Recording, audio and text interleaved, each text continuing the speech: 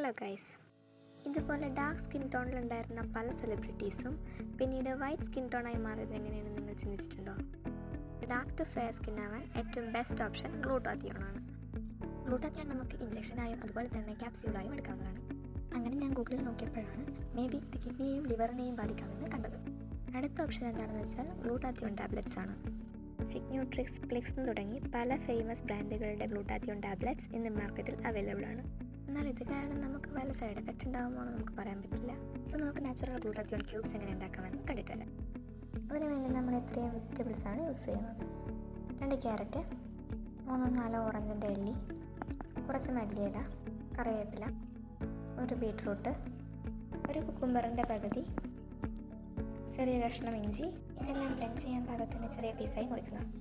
ഓറഞ്ചിൽ ധാരാളം vitamin C ഉണ്ട്. അത് ഡാർക്ക് സ്പോട്ട്സും പിഗ്മെൻറ്റേഷനും കുറയ്ക്കാനും ഏജിങ് തടയാനും സഹായിക്കും. ബീട്രൂട്ടും ക്യാരറ്റും സ്കിൻ ബ്രൈറ്റൻ ചെയ്യാനും ആക്നെ, ഡാർക്ക് സ്പോട്ട്സ് ഒക്കെ കുറയാനും സ്കിന്നിന് ഒരു നാച്ചുറൽ ഗ്ലോ തരാനും സഹായിക്കുന്നു.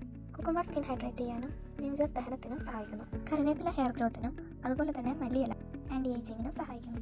നമുക്ക് വേണമെങ്കിൽ ഇതിലേക്ക് അനാറും ആപ്പിളും അതുപോലെ തന്നെ ചെറുനാരങ്ങയും ആഡ് ചെയ്യാവുന്നതാണ്. ശേഷം ഇതെല്ലാം ഒരു ഗ്ലാസ് വെള്ളം ചേർത്ത് നന്നായി അരച്ചെടുക്കുക.